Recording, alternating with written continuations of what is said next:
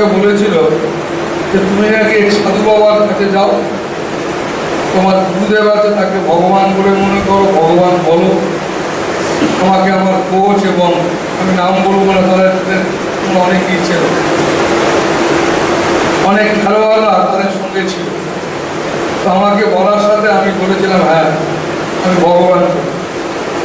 কেন তুমি ভগবান করো?